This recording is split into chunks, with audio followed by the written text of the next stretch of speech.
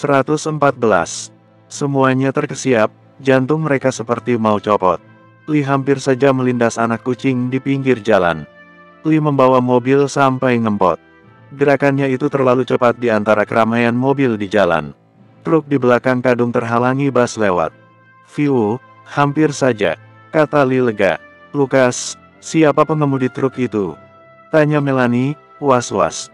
Dia menengok ke belakang, memastikan truk itu tidak mengikuti lagi.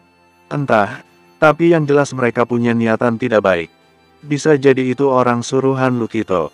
Sewaktu kita lagi jalan-jalan di stadion, mereka menyusun rencana. Untung ada Li, Lukas memuji Li lagi. Oke Tuan Lukas, terima kasih atas pujiannya dari tadi. Aku tahu kau mencemoohkan, gerutu Li, tapi sambil bercanda. Li mengantarkan mereka sampai ke kondo. Lukas berpesan agar Li tinggal sebentar, karena Goro lagi mengantarkan mobil Corvette Stingray Lukas ke sini. Li menunggu di teras, Lukas membawakannya sebotol bir. Mereka bicara sebentar terkait kejahatan Lukas dan kisah heroik Lukas menyelamatkan 12 sandera dan menjinakkan bom dengan cara tak biasa. Melanie menegur Lukas agar cepat istirahat. Lukas meninggalkan Li. Dia berpesan agar Goro menyelipkan kunci mobilnya lewat lubang angin. Li mencicipi Lukas yang ditarik masuk Melanie. "Kamu kenapa bohong sih? Kondisimu ternyata lebih parah," omel Melanie. "Habisnya aku tidak merasakan sakit yang bagaimana-bagaimana," alasan Lukas. "Itu karena kamu bandel mengabaikannya. Aku panggil dokter pribadiku kalau begitu untuk menyembuhkanmu." Melanie sudah mau menekan telepon. Lukas mencegahnya. "Tidak perlu. Aku punya ramuan dan obat-obatan untuk luka seperti ini. Lebih manjur. Kamu tenang saja ya, besok pagi aku sudah bakal segar bugar." Lukas hendak berdiri tapi punggungnya berbunyi. Dia mengadu dan mengempaskan diri ke sofa. Kan, Melanie mulai cerewet lagi.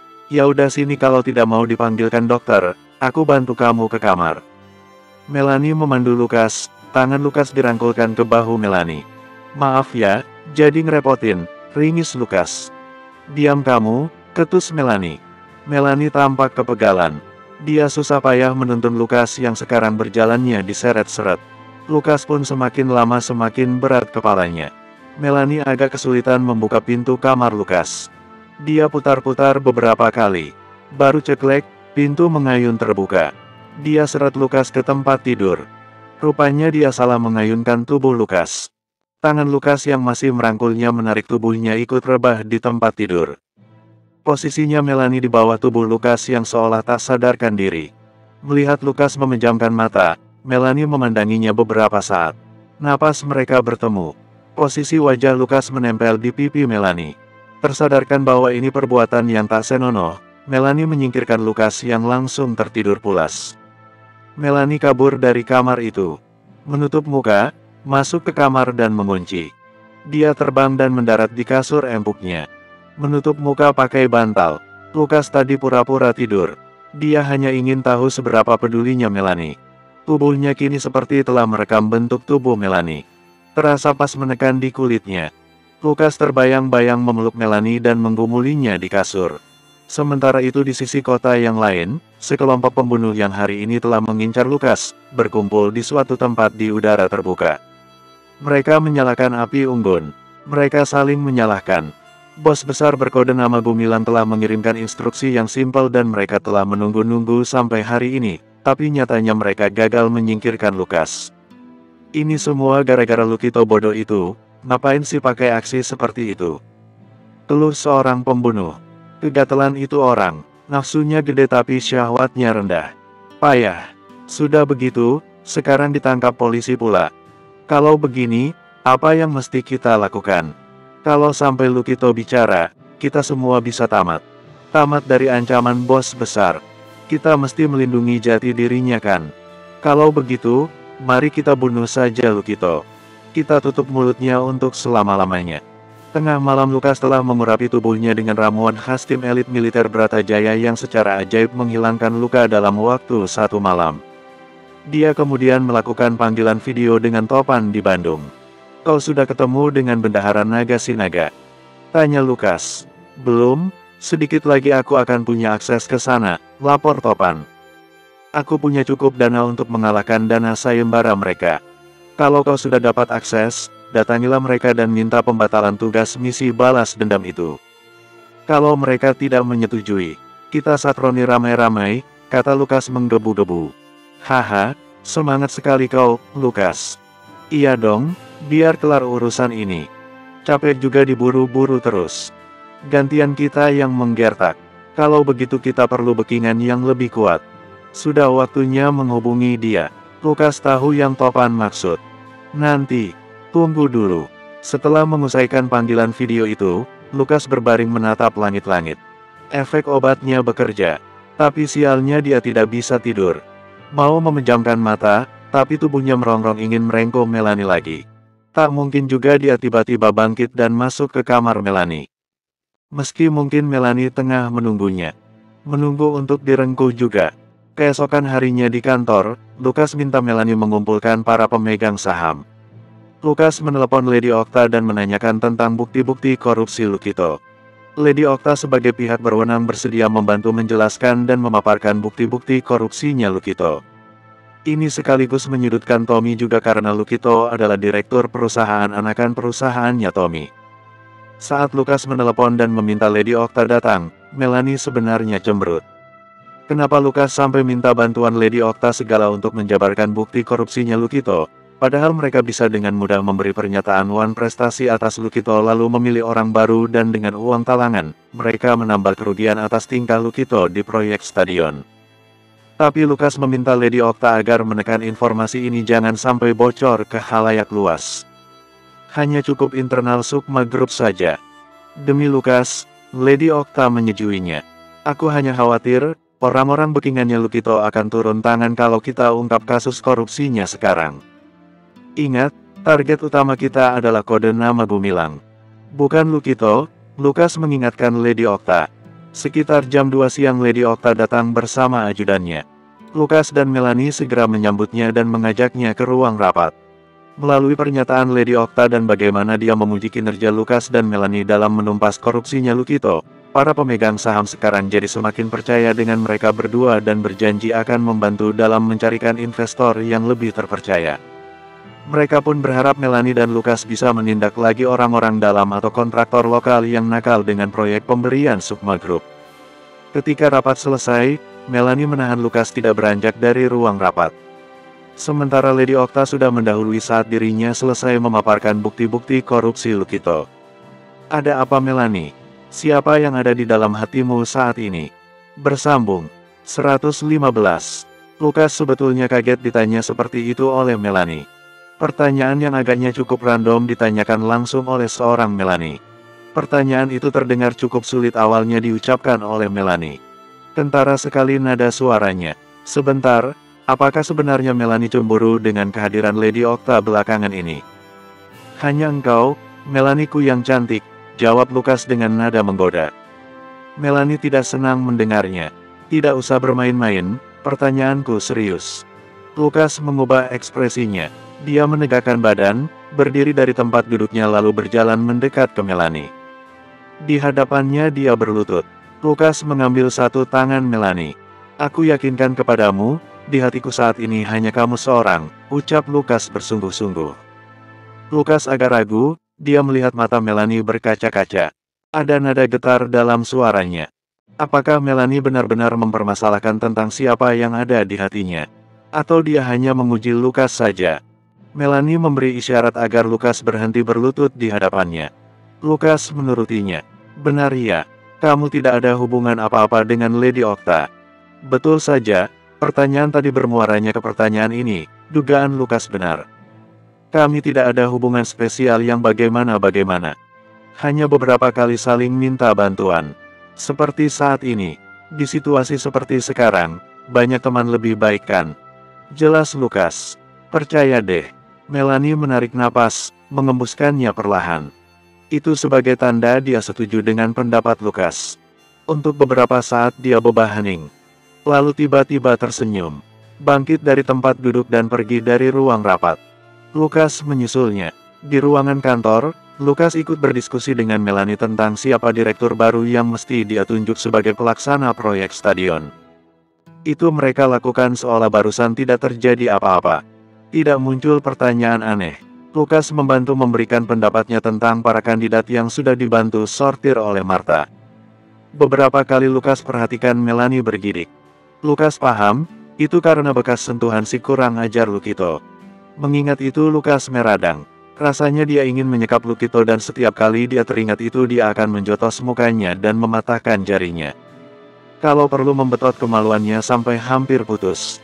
Lukas lebih memilih untuk tidak memicu trauma Melanie dengan tidak menanyakan keadaannya. Kalau perlu, Lukas akan setia mengantar dan menungguinya dalam pertemuan dengan psikolog. Melanie, kamu wanita kuat, kamu tahu itu kan? Itu yang bisa Lukas ucapkan agar Melanie tidak kecebur ke pikiran negatif.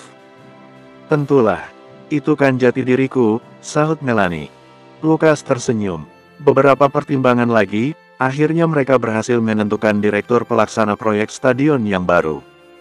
Mereka segera mengumumkannya lagi ke pemegang saham dan menceritakan seluk-beluk latar belakang si direktur. Para pemegang saham setuju dan menaruh harapan pada proyek itu. Lukas dan Melanie dipuji-puji atas hasil kerja mereka. Sebentar lagi, pertunangan kita resmi dong, pancing Lukas. Tunggu dulu ya, tanggap Melanie, tersenyum memukau. Dia menyentil lembut hidung Lukas. Sabar. Saat Lukas duduk-duduk di luar ruangan Melanie, telepon masuk dari Lady Octa. Polisi wanita cantik itu memberitahukan 4 orang dari komplotannya Lukito berhasil kabur. Apa? 4 orang kabur? Lukas terkejut. Dia geleng-geleng, tak habis pikir bagaimana keamanan di penjara. Timku sedang melacak mereka, kamu hati-hati. Kamu pasti jadi sasaran mereka yang pertama, pesan Lady Octa. Ya, tentu mereka akan mengincarku. Lukas berpikir, mencoba kreatif selayaknya para musuh. Kira-kira tindakan apa yang mereka akan lakukan terhadap Lukas, atau Melanie sekarang? Terima kasih informasinya, Lady Octa. Kebetulan Lee ada di sampingnya. Ada yang kabur. Wah gawat, mereka kayaknya bakal join grup balas dendam. Atau mereka bikin sendiri, tanggap Lukas. Lady Octa baru saja mengirimi foto 4 orang yang kabur. Lukas memperlihatkannya ke Lee. Oke, akan kuingat-ingat muka mereka. Izinkan aku melindungimu dan Melanie, Lukas. Lukas mengangguk-angguk, dia menepuk pundak Lee dengan ungkapan terima kasih. Setelah itu Lukas memberitahu Melanie juga. Astaga, sial betul itu orang-orangnya Lukito. Ternyata dari awal semua orangnya tidak beres. Semuanya kriminal. Ini kerjaannya Tommy pasti, menaruh orang gak jelas di proyek itu, gerutu Melanie. Aku akan melindungimu selalu, Melanie, ucap Lukas, tapi tampaknya tidak terdengar oleh Melanie yang sibuk menggerutu. Mereka pulang lebih awal demi menghindari malam hari dan macet. Mereka mengantisipasi para penjahat mencegat mereka dengan mengganti mobil. Melanie memilih mobil semi-limo warna merah. Sampai di kondo, Permata sedang menonton TV. Melanie bergabung dengannya. Lukas pergi ke kolam renang dan merendamkan kakinya. Tak beberapa lama kok terdengar bunyi sirine polisi. Pintu digedor kencang. Lukas beranjak dari kolamnya. Melanie dan Permata bangkit karena kesal pintu digedor kencang-kencang. Lukas berkata, "Buka pintunya. Kami dari BNN." Suara tegas dari luar. Melanie dan Permata bertukar pandang. Heran, kenapa ada orang BNN menyatroni rumah mereka. Lukas mengajukan diri untuk membukakan pintu. Saat pintu dibuka, gerombolan orang mengenakan seragam BNN sudah ramai di depan rumah. Belum sempat Lukas bertanya, tangannya sudah dibekuk dan diikat kabel tis. Saya Willy Newton dari BNN. Anda menyingkir dulu. Kami mendapat laporan pengintaian bahwa Anda menyelundupkan narkoba. Ini surat perintahnya untuk menggeledah isi rumah ini, kata si ketua yang seragamnya beda sendiri. Tampilannya paling necis dengan kacamata hitam pilot. Melanie dan Permata terkejut bukan main. Narkoba. Di sini. Seru mereka berbarengan. Hei, kalau belum menggeledah kenapa Lukas diikat duluan? Protes Melanie tidak digubris. Orang-orang Willy Newton memaksa masuk ke dalam rumah dan mulai pencarian atas narkoba. Kalian tidak akan menemukan apa yang kalian cari. Lukas berkata orang bersih. Mana mungkin dia bernarkoba? Seru Permata. Merasa risih karena kamarnya ikut digeledah.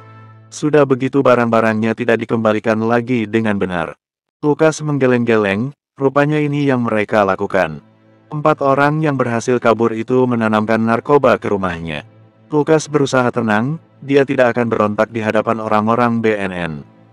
Itu hanya akan menimbulkan masalah besar. Dia tahu sepenuhnya dia tidak akan lolos dari situasi ini. Melanie mencak-mencak. Kamu tidak mungkin bernarkoba kan, Lukas? Tuntut Melanie. Kamu tahu aku setiap hari, Melanie. Aku bahkan tidak merokok, kata Lukas meyakinkan. Permata mengomeli petugas BNN yang membongkar isi lemarinya. Pakaian dalamnya dilempar-lempar dan ditertawakan karena seksi. Permata merekam kegiatan itu dan petugas BNN membentaknya. Kalian tidak akan menemukan bukti Lukas bernarkoba, ulang Permata. Permata dan Melanie sekarang mengikuti petugas yang menggeledah kamar Lukas. Mereka ingin memastikan bahwa mereka tidak malah menaruh barang bukti. Karena yang mereka tahu ada oknum yang suka melakukan itu kepada target. Abis ini kalian bakal merapikan rumah kami lagi tidak? Hardik Melanie. Petugas BNN tidak menggubris. Mereka semua mengenakan masker dan sarung tangan karet. Mereka ada yang membongkar laci nakas, lemari, kasur diangkat dan sarungnya dicopoti. Pak Ketua, kami menemukannya. Bersambung. 116. Permata dan Melanie terkesiap. Mereka sampai mengeluarkan suara lengkingan saking tidak percayanya. Itu bukan punya Lukas, kata Melanie. Welly Newton masuk ke kamar Lukas dan melihat barang bukti. Anak buahnya telah membungkus sebungkus kertas narkoba ke plastik barang bukti. Itu biar urusan kami menentukannya, kata Welly dengan nada datar. Rombongan Welly Newton menuju Lukas. Saudara Lukas, Anda kami tahan dengan bukti kepemilikan barang haram ini. Dia menunjukkan barang bukti sebungkus narkoba itu di depan muka Lukas. Itu bukan punyaku, tegas Lukas. Permata, katakan, ada orang yang masuk ke rumah ini hari ini. Permata agak terkesiap, maaf Lukas, tadi siang aku tidak di rumah. Baru pulang setengah jam sebelum kalian datang. Permata tampak menyesal, ini pasti ada orang yang menyusup. Seru Permata, dia menghadap Welly Newton. Iya, sekarang ini lagi banyak orang yang ingin mencelakai kami, terutama Lukas.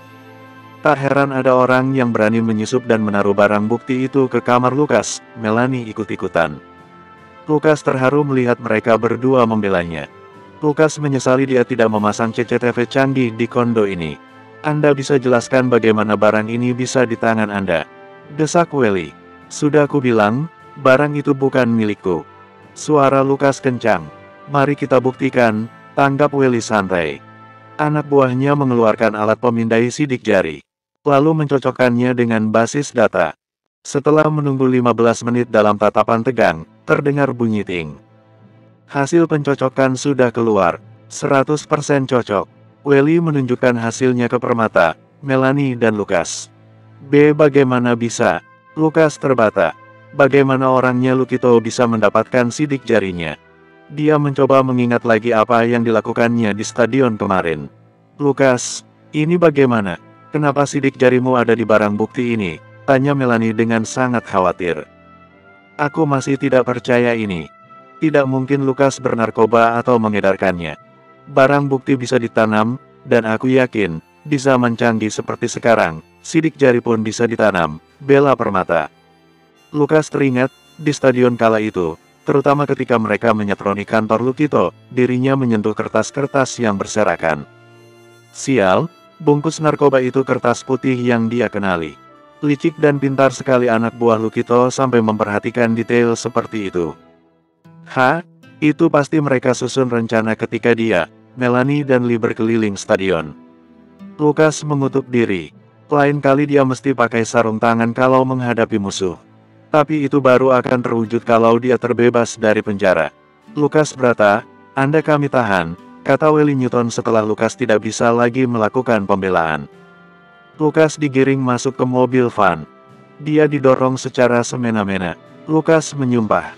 Lukas, kami akan bantu mengeluarkanmu. Seru Melanie, suaranya bergetar sedih. Ayo kita kerahkan pengacara handal untuk mengeluarkan Lukas, usul Permata. Lukas dibawa ke markas BNN, dia diinterogasi sebelum dijebloskan ke penjara. Sekarang, ceritakan tindak tandukmu dalam pengedaran narkoba kode nama Gumilang ini, kata Welly setelah mereka sampai di markas dan Lukas digiring ke ruang interogasi yang gelap. Lukas terkejut mendengar kode nama narkoba itu.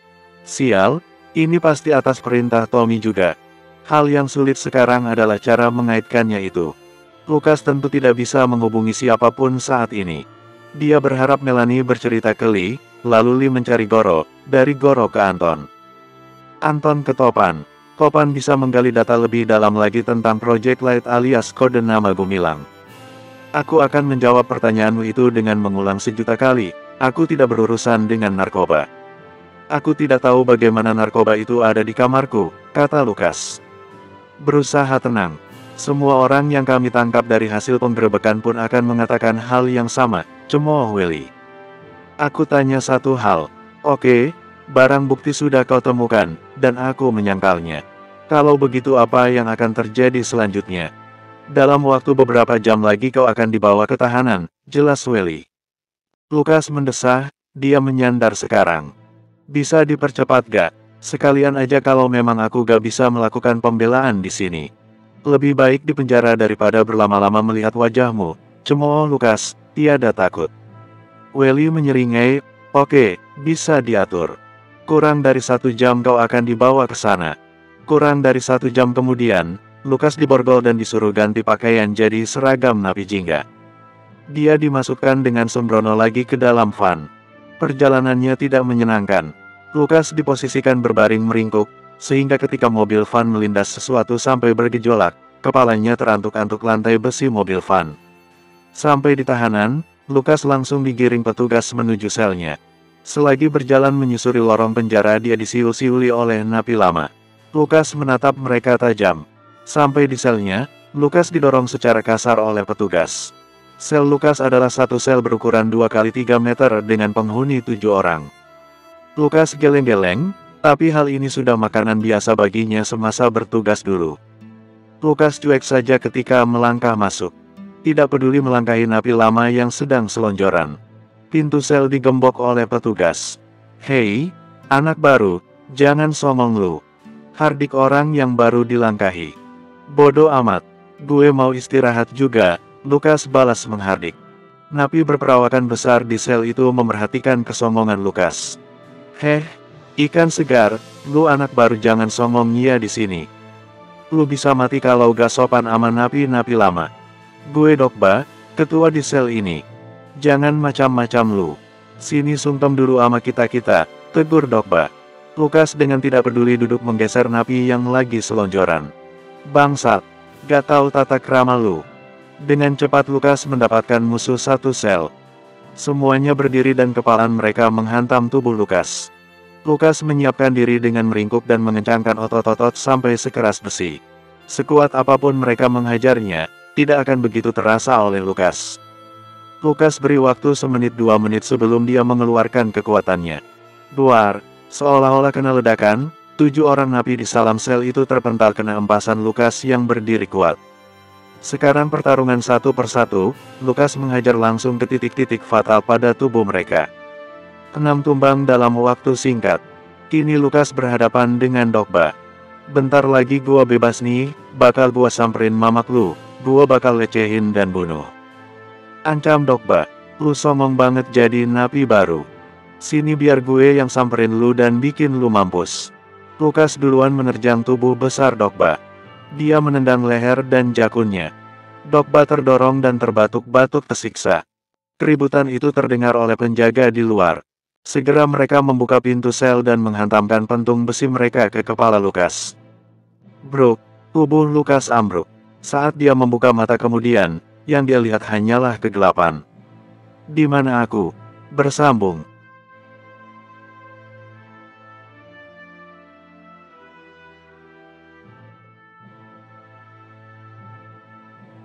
(117) Segalanya gelap. Tak ada yang bisa ditangkap Lukas melalui matanya. Kepalanya rasanya berdenging. Dia usap kepalanya, ada benjol cukup besar. Pukulan tongkat itu telah membuatnya pingsan. Di tempat ini Lukas menaksir ukurannya. Ini ruangan 3x3 meter. Dindingnya dari semen kasar. Tidak ada cahaya sama sekali. Lukas tidak menyangka di penjara Indonesia ada ruang pengasingan seperti ini. Masalahnya kini adalah, seberapa lama Lukas telah menghabiskan waktu dikurung di tempat ini. Akan berapa lama dia di sini? Ruangan gelap dan dingin ini kedap suara. Dia tidak bisa mendengar apapun yang terjadi di luar. Benar-benar buta. Di ruangan ini tidak disediakan tempat tidur. Lukas berbaring di lantainya yang dingin dan bau apak. Dia sekuat tenaga melawan dingin yang menusuk tulang yang membuatnya menggigil bergemeletup. Satu hal yang membuatnya tetap waras adalah bayangan Melanie. Kehangatan ketika mereka berpelukan, meski sesaat tapi menetap selamanya. Melanie, apakah kamu memikirkanku saat ini? Memimpikanku? Memelukku dalam mimpi? Pertanyaan sendu dan romantis ini Lukas ucapkan berkali-kali bagaikan mantra. Semoga Melanie sudah menghubungi Lee dan Goro supaya mereka berjaga-jaga di kondo. Lukas berharap mereka mengumpulkan bukti-bukti bahwa Lukas tak bersalah. Lee sudah tahu 4 orang yang kabur, mestinya itu bisa diajukan untuk peninjauan ulang. Semoga Lady Octa juga bisa membantunya. Dia pasti kaget Lukas bisa dijeblokkan ke penjara gara-gara narkoba. Gumilang, siapa kau? Siapa orang di balik kode nama itu?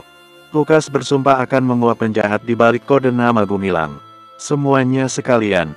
Mereka harus ditumpas benar-benar habis. Itu jadi misi Lukas. Dia tidak tenang misalkan Melanie sudah mengumumkan pertunangan mereka tapi masih ada penjahat yang mengintai. Melanie, tunggu aku. Lukas sempat mengigau dalam tidur resahnya di gelap nan dingin. Dia tak tahu apakah ini malam atau siang.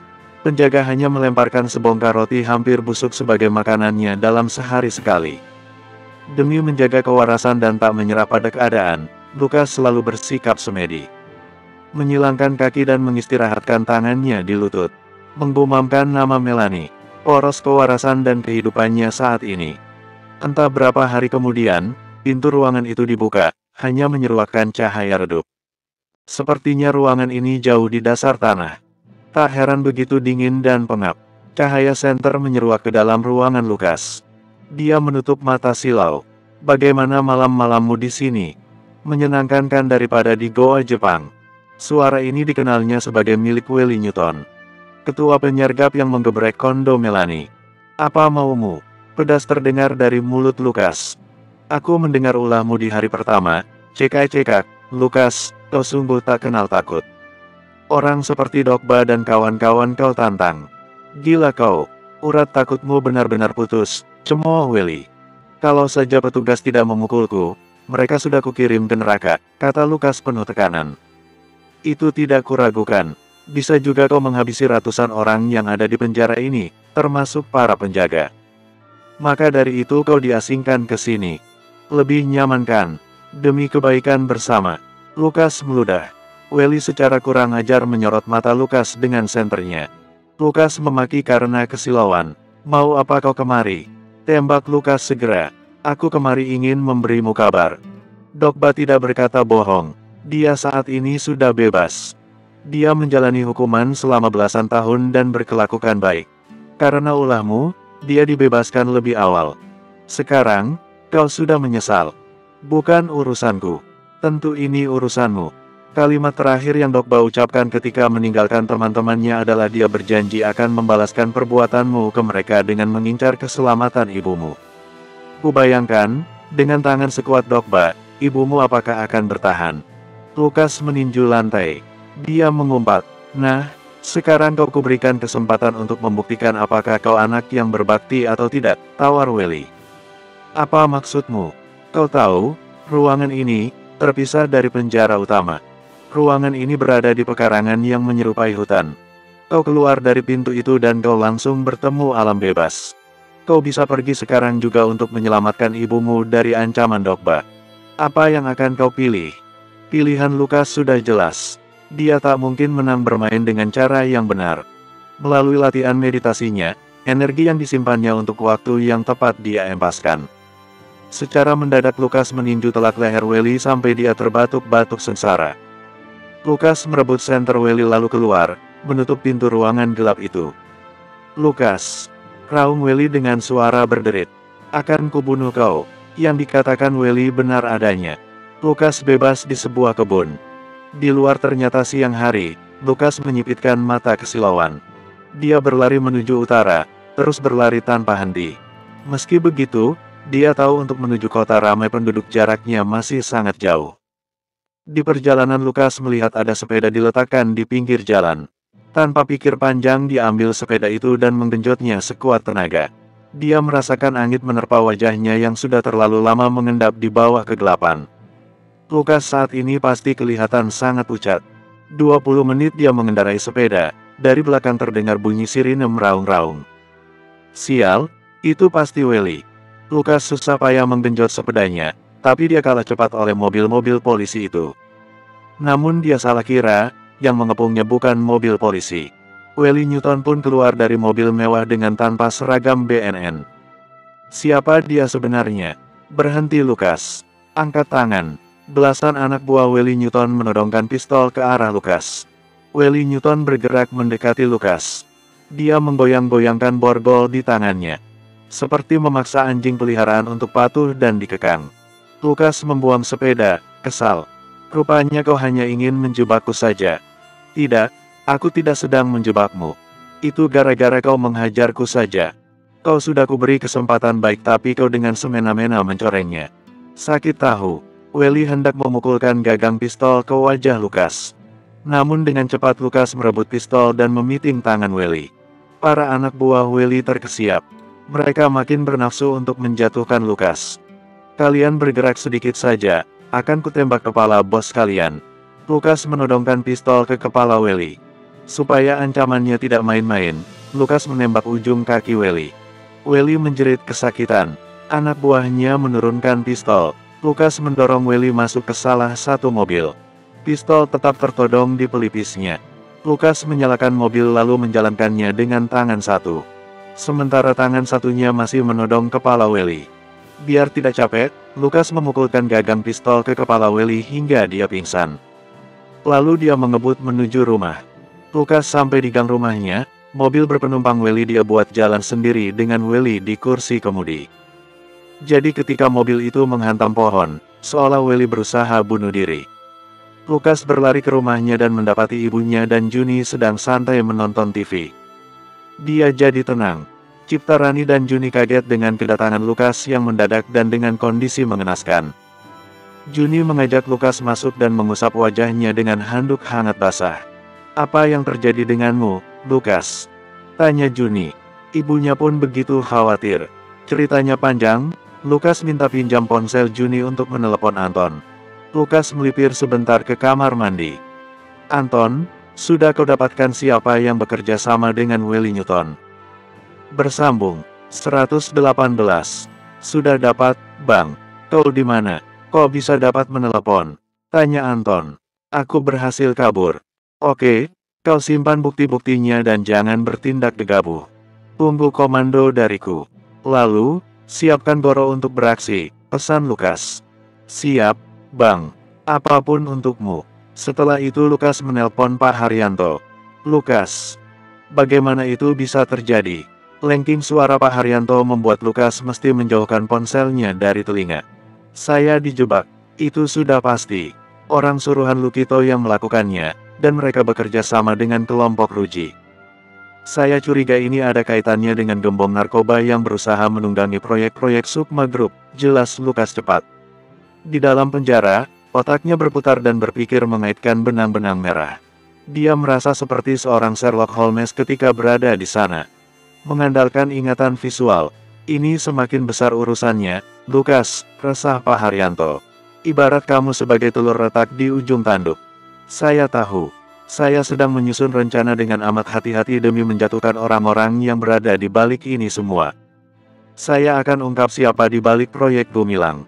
Oke, saya percaya padamu.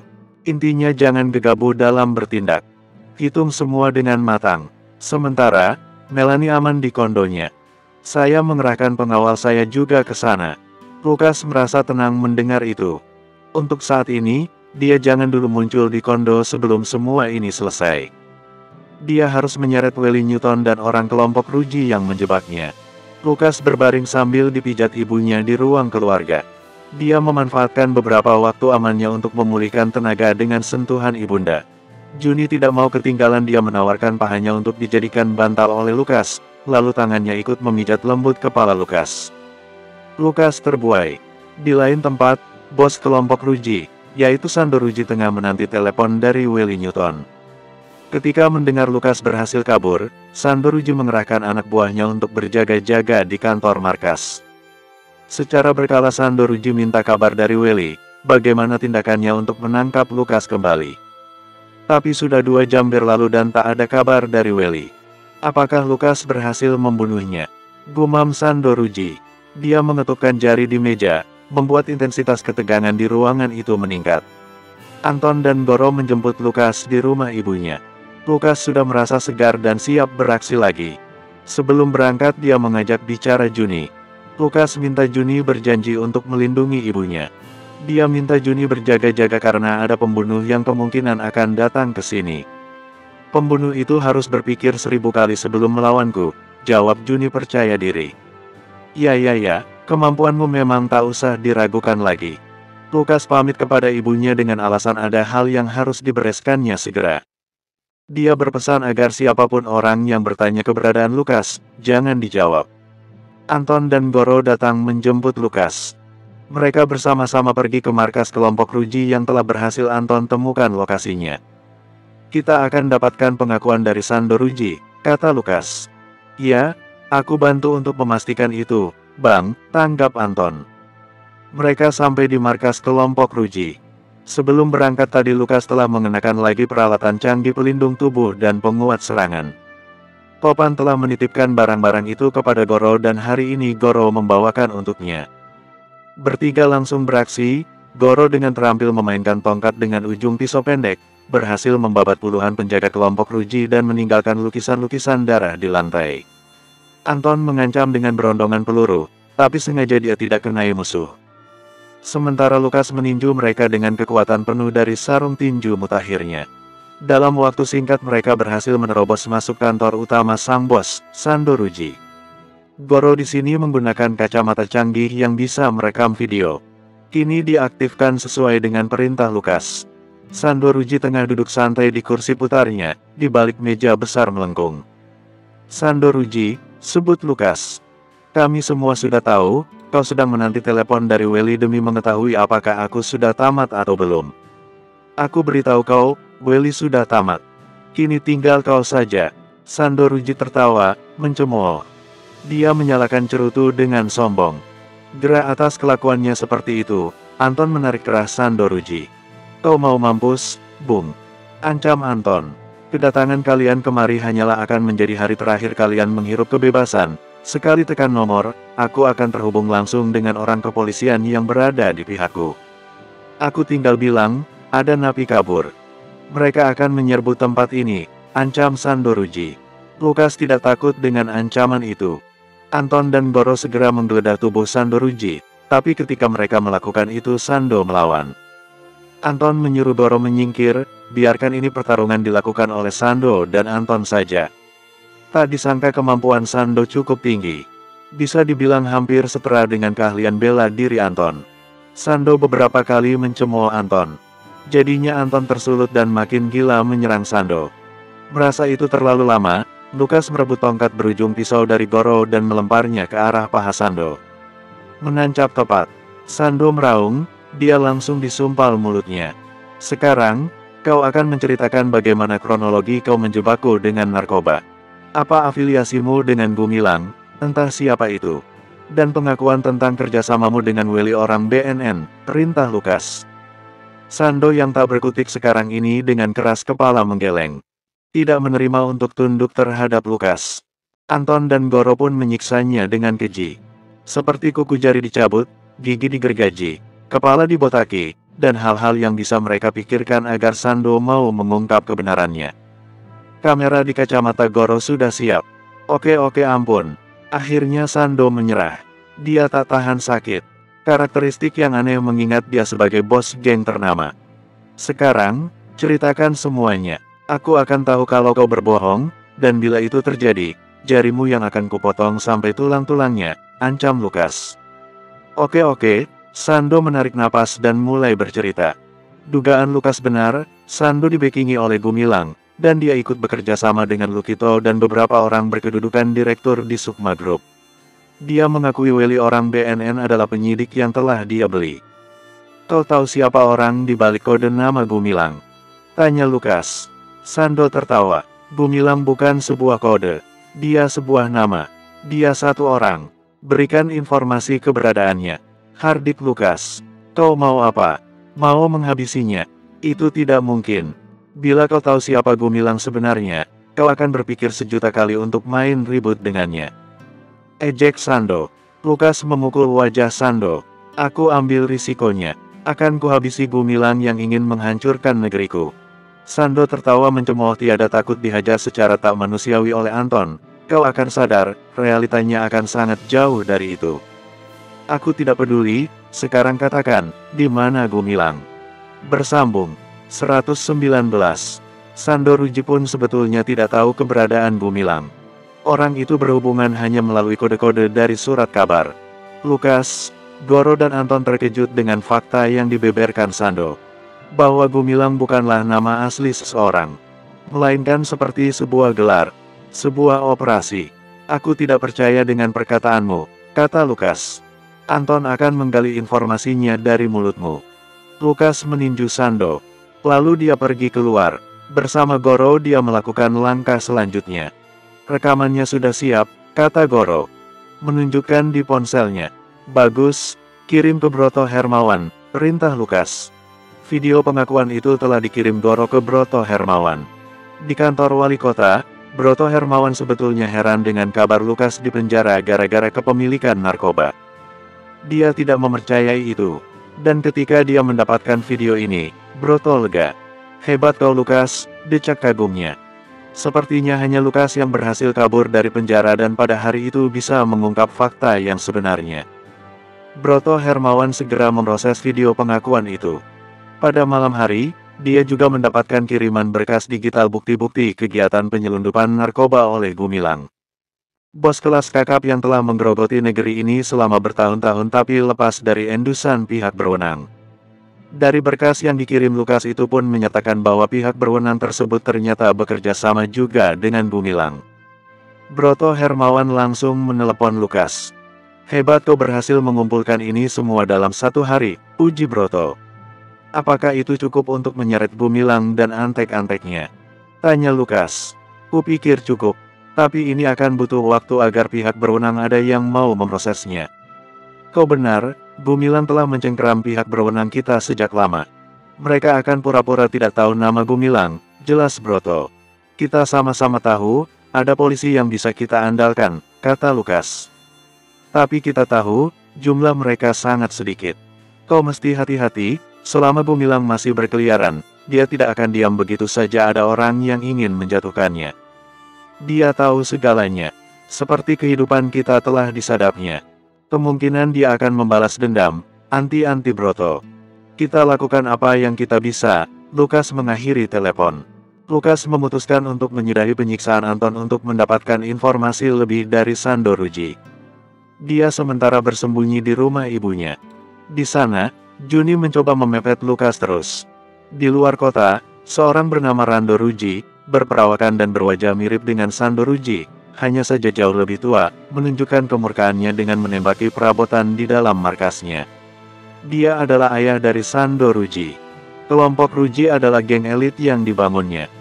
Dia murka karena mendapatkan bocoran bahwa bukti-bukti keterlibatan kelompok Ruji dengan aktivitas penyelundupan narkoba di bawah operasi Gumilang telah terbongkar. Jemput anakku, perintahnya kepada anak buahnya. Butuh berhari-hari bagi anak buahnya untuk menemukan tempat Sando Ruji. Dan mereka kecele, Sando Ruji ditemukan sudah dalam keadaan tak bernyawa. Anak buahnya mengirim foto kematian Sando Ruji yang mengenaskan kepada Rando Ruji. Tidak, Rando memukul meja hingga kaca meja itu retak. Rando memerhatikan foto kematian anaknya. Ini bukan ulah orang lain. Bukan ulah Lukas yang legenda itu. Ciri-ciri pembunuhan ini pernah dia lihat. Sando Ruji tewas dengan perut robek, leher tergorok dan mulut disumpali bohlam yang menyala. Ini perbuatan Gumilang itu sendiri, Rando Ruji bertekuk lutut, berkabung atas tewasnya Sando. Anak buah Rando menyarankan untuk menghubungi Weli juga. Karena dialah orang yang pertama mengajak Sando Ruji dalam kegiatan penyelundupan narkoba ini. Rando menelepon Weli dan memaksanya untuk bunuh diri, kalau tidak keluarga besarnya akan dibunuh semua. Welly sangat panik dan memutuskan untuk terjun dari jembatan dan menghantam dasar sungai. Selama berhari-hari setelah kematian Sando dan Welly, para pihak jahat yang menyelundupkan narkoba tidak ada yang beroperasi. Mereka semua khawatir terendus juga. Satu nama yang mereka waspadai, Lukas. Broto Hermawan telah membantu memproses data yang dikirim Lukas. Pada hari ke-15, Lukas dinyatakan bebas dari segala tuduhan. Media menyiarkan bahwa Lukas dijebak oleh oknum pihak berwenang. Pada hari itu Lukas muncul tiba-tiba di kantor. Lukas, Lee langsung menghambur memeluknya. Kami sangat khawatir dan telah melakukan beragam cara untuk mengeluarkanmu. Melanie mengirim pengacaranya tapi dihalang-halangi untuk membebaskanmu. Tidak masalah, terima kasih telah membantuku, Lee. Sekarang, aku sudah di sini. Aku bebas. Aku dengar desas-desus, kau kabur dari penjara. Tanya Lee pelan. Itu bagian dari rencana, Lukas menyeringai. Temui Melanie sana. Oh, di ruangannya lagi ada Tommy. Tadi sudah kuhalangi tapi dia menerobos begitu saja dan Melanie mengizinkannya, Lee memberitahu. Lukas mengepalkan tangan dan bergegas menuju ruangan Melanie. Pintu perlahan dibuka, membuat Melanie dan Tommy menoleh. Perlahan juga Melanie mengangkat mulutnya tak menyangka Lukas sudah bebas. Dia tidak mendapatkan informasi apa-apa dari pihak berwenang. Lukas berjalan cepat dan menarik paksa Tommy keluar ruangan.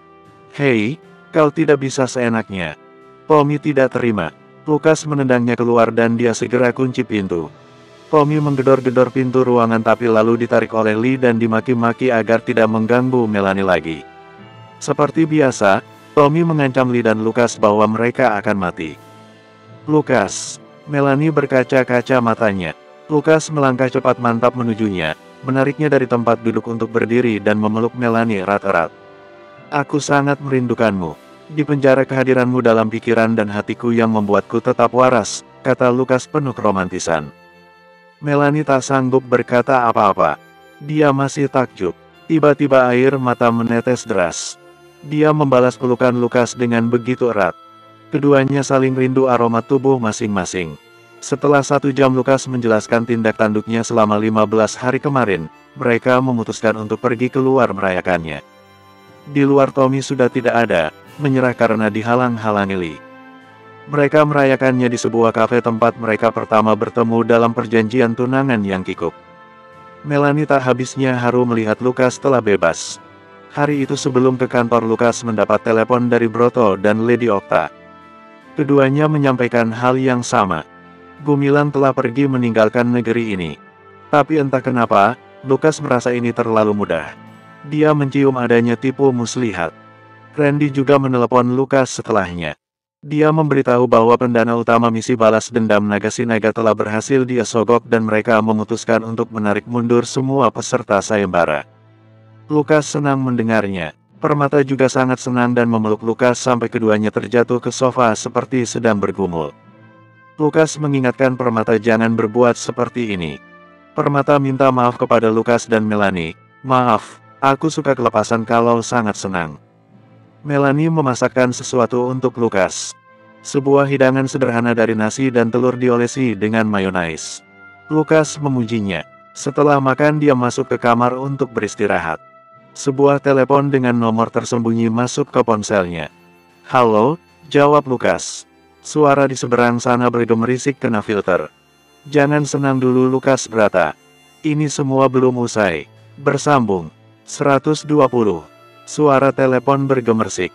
Akan ada serangan balasan, tinggal menunggu waktu saja. Lukas menyeringai. Terserah siapa kau dan antek-antekmu. Serangan balasan. Silakan. Akan kuhancurkan kalian semua. Belum sampai Lukas menyelesaikan kalimatnya telepon itu putus dengan meninggalkan tawa samar yang menyeramkan.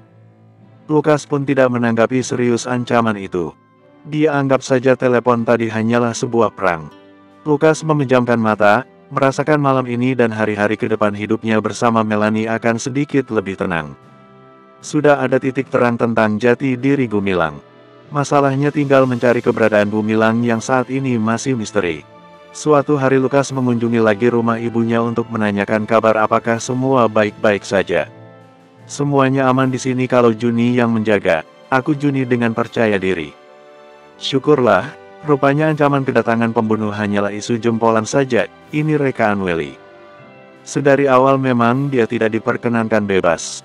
Itu supaya Lukas kelihatan kabur dari penjara dan Welly bisa menangkapnya sehingga Lukas akan mendekam di penjara jauh lebih lama.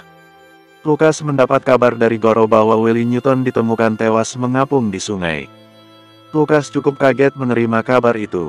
Dia curiga itu bukan bunuh diri atas keinginan sendiri. Mungkin dia kepepet karena tidak ingin menjalani kehidupan di penjara. Dari sekian banyak napi, pasti ada yang mendendam kepada Welly. Bisa habis dia di sana. Lukas tertawa membayangkan itu. Di kantor Lukas dan Melanie dengan semangat menjalankan lagi proyek yang sudah mulai bersih dari mafia-mafia bawahan Gumilang. Tommy pun jadi tidak berkutik. Meski begitu Lukas belum ingin menyingkirkan Tommy. Dia dan ayahnya mungkin bakal jadi penghubung atas segala teka-teki yang melibatkan Gumilang.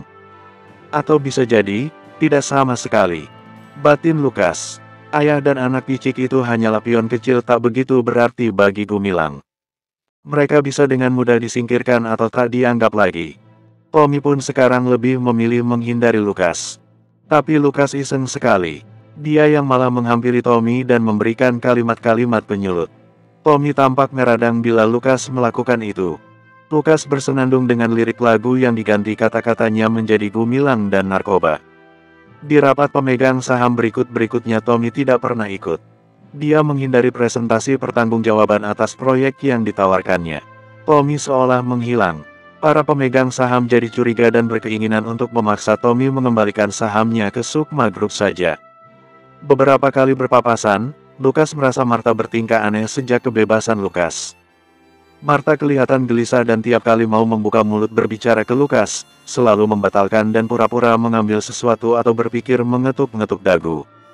Lukas jadi penasaran. Martha pasti lagi kena masalah lagi dan butuh bantuannya. Daripada menyisakan rasa penasaran sepanjang hari dan derita status quo di pihak Martha, Lukas mendahulukan bertanya. "Hei, Martha, ada apa kok kelihatan gugup dari tadi?" tegur Lukas. Martha meringis. Dia garuk-garuk kepala, menggigit bibir, menggerak-gerakkan badan kikuk. Anu. Lukas membeok karena Martha tidak melanjutkan perkataannya. Martha meringis lagi. Lukas akhirnya mengajak Martha ke kantin. Dia butuh kesegaran jus lemon. Lukas menraktirnya. "Ayo, katakan, apa yang bisa kubantu?" Di dalam pikiran Martha berkecamuk. Dia galau. Selama ini dia memerhatikan Lukas dan berpikir bahwa dirinya bisa jadi naksir dengan Lukas. Akhirnya dia simpan saja karena lebih senang melihat Lukas bersama Melanie. Mereka kelihatan sangat cocok. Martha tak mau mengganggu itu. Lagi pula, dia siapa sih? Waktu itu aku pikir sudah beres dengan mengatakan yang sebenarnya ke Mama dan Papa. Tapi kemarin Papa bilang tidak percaya kalau aku dan kamu hanya pacar pura-pura saja. Papa kelihatan agak kesal. Dia minta kamu datang ke rumah besok Minggu untuk menjelaskan sendiri, jelas Martha. Perkataannya agak tersendat. Lukas mengangguk-angguk. Langsung tahu duduk perkaranya. Tapi Lukas tahu, ada maksud lain dari permintaan ayah Martha. "Oke, aku akan temani kamu menjelaskan kepada keluargamu." Lukas tahu dia tak hanya akan bertemu dengan ayah Martha seorang. Beberapa hari yang lalu Lukas memerhatikan bahwa dirinya jadi trending. Beberapa kali muncul di berita sebagai berita utama. Seorang Lukas Brata mampu menghancurkan gembong narkoba hanya dalam 1 hari. Lukas kesal, berita itu melebih-lebihkan. Martha senang Lukas menyanggupi permintaannya. Sehabis ini Martha disarankan untuk bertemu Melanie dan menjelaskannya juga kepadanya bagaimana situasi di keluarganya setelah aksi pura-pura berpacaran dengan Martha. Di situ Lukas ikut mendengarkan. Melanie tidak menaruh cemburu kepada Martha. Melanie menganggap Martha sebagai saudara perempuannya. Makanya dia tidak bisa marah dan justru memperbolehkan. Justru yang ditunjuk secara massam oleh Melanie adalah Lukas. "Jangan memanfaatkan situasi ya kamu," tegurnya. Hari Minggu Lukas berangkat mengendarai Corvette Stingray-nya. Dia baru saja juga mendapat kiriman uang dari pemerintah sebagai permintaan maaf dari BNN karena telah memenjarakannya secara semena-mena. Lukas bertemu Martha di sebuah kafe. Mereka kemudian berangkat bersama-sama ke rumah Martha. Seperti dugaan Lukas, rumah Martha telah ramai mobil-mobil saudaranya. Maaf ya, mereka ini kebiasaan. Kalau ada orang berpengaruh yang dekat dengan papa, mereka selalu kepo dan datang seperti mau melaksanakan acara lamaran. Norak sekali mereka itu, Martha geleng-geleng. Meski begitu, mereka saudaramu juga toh, tegur Lukas. Rupanya ada perjamuan di rumah keluarga besar Martha. Di halaman belakang dekat dengan kebun asri, telah digelar meja-meja makan bulat. Lukas disambut bak pangeran oleh keluarga besar Martha. Rasa-rasanya kalau mereka mau norak lagi, mereka pasti akan memasang baliho penyambutan Lukas sebagai pahlawan nasional pembasmi gembong narkoba. Ayah Martha dengan bangga menyambut Lukas. Mari-mari, duduk bersama kami. Lukas digiring untuk duduk di keluarga inti Martha. Di meja itu ada ayah dan ibu Martha, Martha sendiri, dan dua orang tante. Dua tante itu tak lepas pandang dari sosok Lukas. Lukas hanya membalas senyum kepada mereka. Dan keduanya jadi GR. Acara makan utama dimulai karena tamu kehormatan Lukas sudah hadir di antara mereka. Selagi makan ada band yang pentas di panggung kecil dari kayu palet. Lukas merasa aneh, tata letak meja-meja ini dan panggung band itu seolah kelihatan seperti sedang ada resepsi bertemakan kebun di sini. Setelah makan, ayah Martha mengajak Lukas berbicara empat mata di tempat yang jauh dari kerumunan keluarga besar. Jadi, Nak Lukas, apakah benar yang kemarin itu hubungan Nak Lukas dengan putriku? Martha hanyalah sebatas pura-pura. Mulai ayah Martha. Benar. Hal itu saya lakukan karena ingin membantu Martha menyadarkan orang tuanya agar tidak memaksa segala hal sebagai pilihan hidup Martha. Termasuk dengan pendamping hidup. Sesuatu yang akan jadi realita hidup seorang. Dan besar urusannya. Perkataan Lukas menohok ayah Martha. Dengan itu saja ayah Martha mengangguk-angguk.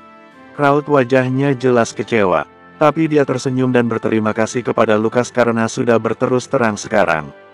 Dia pun berterima kasih karena sudah membukakan mata keluarga Martha. Tiba-tiba ada telepon masuk, Lukas mengangkatnya di depan ayah Martha. Mata Lukas membelalak. Segera dia berlari meninggalkan perjamuan itu tanpa pamit. Lukas masuk ke mobilnya dan melaju cepat. Bersambung.